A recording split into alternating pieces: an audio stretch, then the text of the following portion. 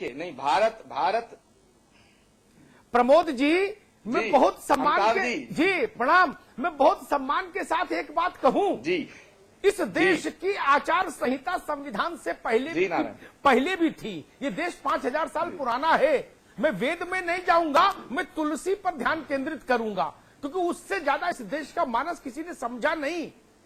तुलसी ने क्या लिखा, राजा का क्या कर्तव्य होना चाहिए, दुष्ट दलन रघुनाथ कला की। ये ध्यान रखिए, दुष्टों का दलन जो नहीं कर पाए, जिसके गाल पर चपत मार के दुष्ट भाग जाए, वो भी राजा स्वीकार्य नहीं इस देश को, चंद्रगुप्त से लेके सरदार पटेल तक। मैंने एक बार कहा था एक सेमिनार में कि इस देश में अगर कोई पुरुष प्रधानमंत्री हुआ तो इंदिरा जी थी, बोला मैंने। इस देश, इस 1.25 अरब के देश का प्रधानमंत्री अगर कापुरुष हो जाए, अगर सहमा सहमा टिटका टिटका रहे और उसको गौतम और महावीर की चादर के भीतर छुपाना चाहे अपनी कायरता को, तो ये गौतम और महावीर का रास्ता नहीं है। बिल्कुल ठीक बात है, ये रास्ता वो नहीं है। राजा राजा होना चाहिए, वो देश की अस्मिता अमिताभ जी, का मैं आपका बहुत सम्मान करते और हुए, मोदी में वो अमिताभ दिखता है। अमिताभ जी, वो साहस दिखता है। अमिताभ जी, आपका सम्मान करते हुए, अमिताभ जी आपका सम्मान करते हुए मैं एक बात कहना चाहता हूं, बड़े विनम्र शब्दों में कहना चाहता हूं। Amitabh ji, let me complete, कि नरेंद्र मोदी जी के हाथ में खड़ग दे दी जाए, लेकिन प्रश्न यह है कि क्या अपने हिंदुस्तान के भाइयों का ही कत्ल करेंगे क्या?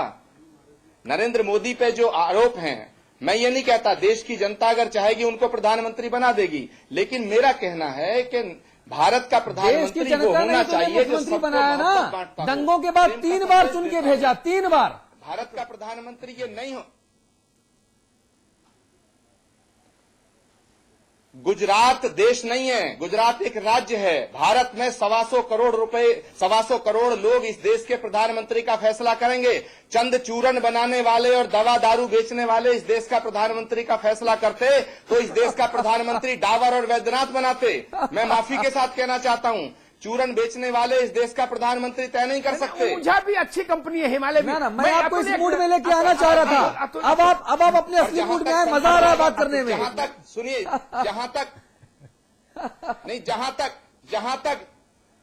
जहां तक संत समाज का प्रश्न है, वहां जगत गुरु शंकराचार्य एक भी उपस्थित नहीं थे। वहां वो संत उपस्थित थे जो 20-20 लाख रुपए लेके कथा करते हैं। इस देश का प्रधानमंत्री ये कॉर्पोरेट संत नहीं चुनेंगे। अरे कुंभ में कितने सारे शंकराचार्य के जितने होते ही नहीं है। विश्वानंद नहीं थे, वहां शंकराचार्य नरेंद्रानंद नहीं थे, राजराजेश्वरासन नहीं थे। जी प्रमोद जी, जगत गुरु रामानंदाचार्य, हंसदेवाचार्य नहीं थे। प्रमोद जी, मैं आपको रोकना चाहूंगा।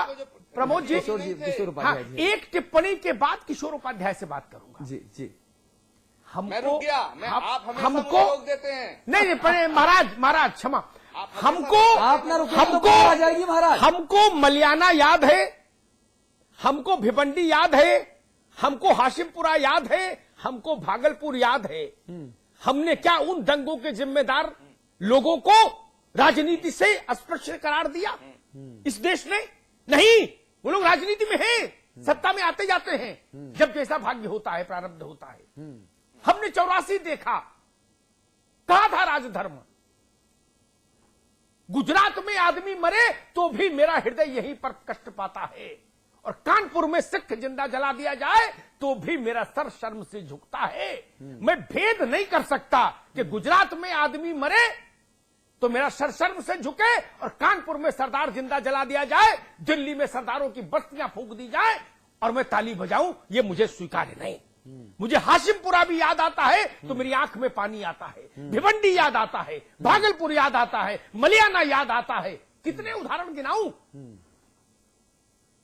किशोर उपाध्याय। और कम से कम मोदी ने राजीव गांधी की तरह सिख दंगों के दौरान ये नहीं कहा था कि जब बड़ा पेड़ गिरता है तो धमक तो पैदा होती है। मोदी ने कभी नहीं कहा। किशोर भाई, मैं मोदी का समर्थक नहीं हूं, मैं भाजपा का प्रवक्ता नहीं हूं, वो तो रावत साहब बैठे हैं। लेकिन अगर तर्कों की तार्किकता की कसौटी देखी जाए तो वक्त का तकाजा यही है कि जो हमें आगे विकास की तरफ लेकर जाए उस नेता के हाथ में कमान होनी चाहिए, और प्रधानमंत्री चलता फिरता बोलता साहसी पुरुष नजर आना चाहिए। पौरुष दिखना चाहिए, रबर स्टाम्प नहीं होना चाहिए। जी किशोर जी। अतुल जी, मैं आपका आभारी हूं जी। और आपने प्रमोद जी और रावत जी बहुत ही हमारे सीनियर और बहुत ही बुद्धिजीवी सैंडविच की तरह मुझे यहाँ पर आपने फंसा दिया है। मैं आपसे एक निवेदन करना चाहता हूँ जी। कि ये जो बहस आपने शुरू की है उसके लिए आपका धन्यवाद। लेकिन मैं ये मानता हूं कि आज जो हरिद्वार में हुआ, मेरे ख्याल से बहुत ही दुखद घटना है कि दो नटवर लाल एक मंच पर आकर के, एक संत समाज से नटवर लाल, एक राजनीतिक क्षेत्र से नटवर लाल, दोनों मिलकर के सारे के सारे जो आज टीवी चैनल है उसको उन्होंने मेरा निवेदन आप सुन लीजिए, मेरा निवेदन आप सुन लीजिए। उन्होंने दोनों को जो है टीवी चैनलों को आज घेर लिया है, हाईजैक कर लिया। मोदी जी प्रधानमंत्री बने, राष्ट्रपति बने, अमेरिका के भी राष्ट्रपति बने, जरूर बने, लेकिन जो आप आचार्य कुलम की आज जो है आप उद्घाटन कर रहे हैं और वहां पर सारे संतों को बिठा करके आप राजनीति कर रहे हैं, आप क्या करना चाहते हो? मेरे ख्याल से हम सब लोगों पर इस संतों पर के विचार करना आशीर्वाद से चाहिए। राजनीति क्यों ना हो? नहीं, कुंभ में राजनीति पर चर्चा क्यों ना हो? देश का ना सुनिए, देश के साधु संत, देश के विचारक, देश को नई दिशा देने वाले पुरुष वहां बैठे हैं। बलात्कार करने वाला किशोर उपाध्याय, बलात्कार, किशोर उपाध्याय 1 मिनट। बलात्कार करने वाला राज्य का मंत्री हो सकता है, केंद्र का मंत्री हो सकता है, दफा 302 का आरोप सिद्ध दोषी तस्लीमुद्दीन भारत का गृह राज्य मंत्री हो सकता है। समझिए, शहाबुद्दीन, सूरजभान, फूलन देवी, आनंद मोहन, एक सीरीज है। किसी राज्य में चले जाइए, 40 से 50% जो विधायक हैं वो अपराधी हैं, लेकिन जिन पर राजनीति नहीं कर मुकदमे, सकते। वो सब लोग राजनीति कर सकते हैं, लेकिन बाबा से राजनीति की बात की तो फांसी लगा दी जाएगी। भाई क्यों? वो चोर नहीं, वो बलात्कारी नहीं, अपराधी नहीं, 302 का मुलजिम नहीं, चोरी छिनैती उस पर नहीं लगी, अपहरण बलात्कार नहीं लगा, वो बात नहीं करे, निश्चलानंद बात नहीं करें, स्वरूपानंद बात नहीं करें, माधवाश्रम बात नहीं करें। गुरु जी का पता तो बता दें। हे महाराज, अपने गुरु जी का पता तो बता दे। रामदेव जी, अपने गुरु जी का पता बता दे जो लापता हुए हैं। सरकार ऐसी बात आपकी नहीं है, है। आप ढूंढिए, और आपको लगता है कि अगर रामदेव ने गड़बड़ किया तो गिरफ्तार करके जेल भेजिए। आप ही लोग हिम्मत नहीं दिखा पा रहे हैं भाई साहब, सरकार तो आपके हाथ में है। इसीलिए सीबीआई इंक्वायरी हो रही है और दूध का दूध और पानी का पानी हो तो फिर जाएगा। धैर्य रखिए मुद्दा है भाई साहब, तो फिर धैर्य रखिए, नतीजे आने तक का इंतजार कर लीजिए। जो मुख्य मुद्दा है, ऐसे मंचों पर राजनीति होनी चाहिए कि नहीं होनी चाहिए, मेरे ख्याल से इस समय चर्चा का विषय वहां पर ये होना चाहिए था। आप एक शैक्षिक जो संस्था है उसके उद्घाटन के लिए आप जा रहे हैं, वहां पर आप राजनीति कर रहे हैं। दो दुकानदार किशोर जी मेरे पास ईश्वर की दया से नाना प्रकार के आईने हैं, और मेरी स्मरण शक्ति इतनी खराब है कि ये तत्काल गूगल से भी तेज मुझे एक आईना पकड़ा जाती है कि अब ये बोलो, अब इस पर आदमी फंस जाएगा। एक आंकड़ा एक आईना दिखा देता हूं। जो लोग आज ये कह रहे आचार्य कुलम में ऐसा नहीं होना चाहिए था, वैसा नहीं होना चाहिए था, मैं रामदेव के, मैं किसी देव के पक्ष में नहीं, मैं तो जनता को देव मानता हूं, उसके पक्ष में खड़ा रहता हूं। तब ये बात बोलूंगा, जिस दिन पतंजलि योग पीठ का उद्घाटन हुआ था ना, उस दिन हिंदुस्तान के 11 मुख्यमंत्री वहां थे, उसमें कांग्रेस के भी थे। वो क्या करने गए थे? आज आप उनको नटवर लाल बता रहे हो बाबा को। उस दिन आज हम लोग हैं भाई, आपके सबसे बड़े नेता, अरे किशोर उपाध्याय, आपके सबसे बड़े नेता, उत्तराखंड के सबसे बड़े नेता पंडित नारायण दत्त तिवारी वहां साष्टांग कर रहे थे। कहाँ हैं आप? उस दिन चंद्रा स्वामी को भूल गए क्या? पंडित नारायण दत्त तिवारी साष्टांग कर रहे थे। और बताए मित्र, आप सुनो किशोर जी, आप नहीं आए होंगे, आप नहीं आए होंगे ऐसी जगह पीछे, हाँ। आप नहीं आए होंगे, लेकिन मैंने देखा चंद्रा स्वामी का जन्मदिन हुआ था। भारत के प्रमोद कृष्णन जी को शायद याद हो, भारत के तत्कालीन प्रधानमंत्री नरसिंह राव के अलावा 21 केंद्रीय मंत्री थे चरणों में, और ऐसे नमस्ते नहीं कर रहे थे, माथा चंद्रा स्वामी के चरणों में जो तिहाड़ रहे चंद्रा स्वामी। ये शासन है अमिताभ जी ये शुचिता है। जी प्रमोद जी बोलिए और हम प्रमोद जी। मुरारी बापू को नटवर लाल बोलते हैं। मैं आग्रह करना चाहूंगा और रावत वाड्रा संत होंगे। रॉबर्ट वाड्रा सबसे बड़े संत इस अमिताभ देश के। जी, अमिताभ जी, अमिताभ जी, जी बोलिए बोलिए, अमिताभ जी, अमिताभ जी, अमिताभ जी, बोलिए प्रमोद जी, प्लीज बोलिए।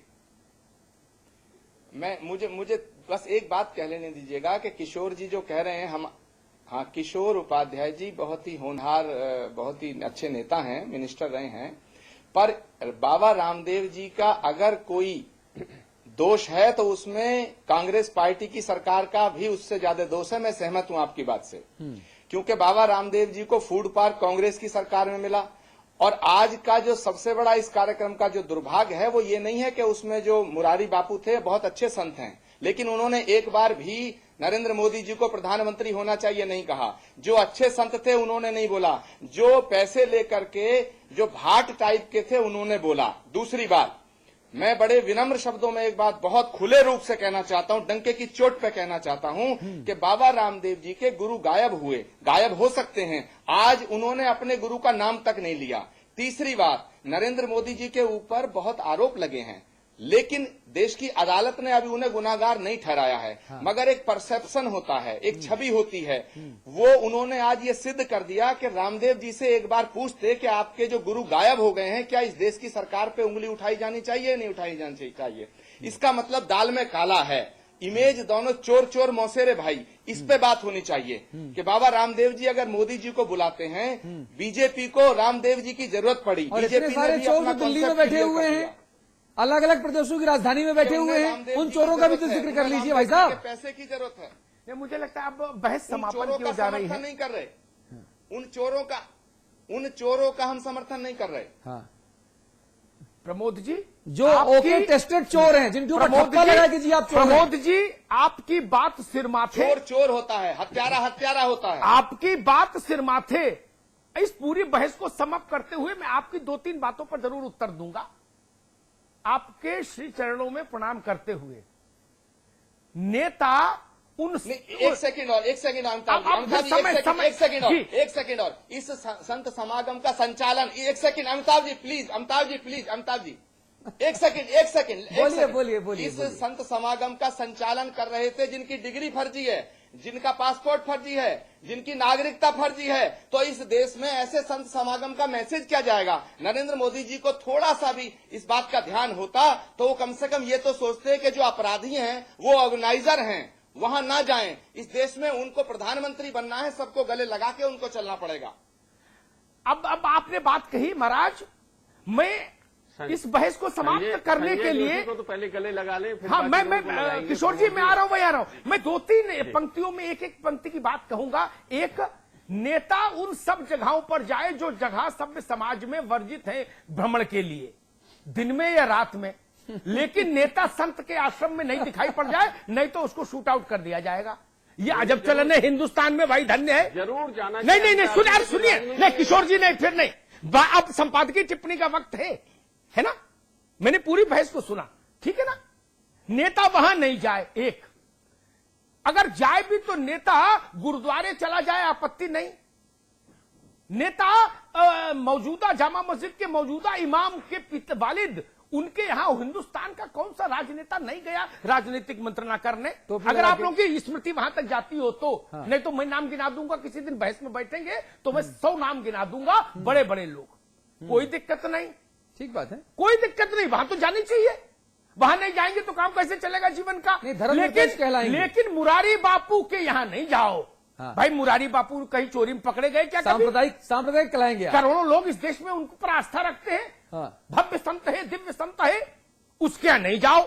तीसरी बात किशोर भाई ने कही कि नटवरलाल एक पार्टी का मुख्यमंत्री, एक पार्टी का मुख्यमंत्री जनता की वोट से चुना जाए, वह इक्ष्वाकु वंश का प्रतिनिधि कहलाए। राम जिस वंश से थे, चलो भाई ये भी मान ले। और दूसरा, उसी जनता की वोट से चुना जाए तो वो नटवरलाल कैसे हो जाएगा? जनता तो हिंदुस्तान की है किशोर उपाध्याय। ये मुझे स्वीकार्य नहीं।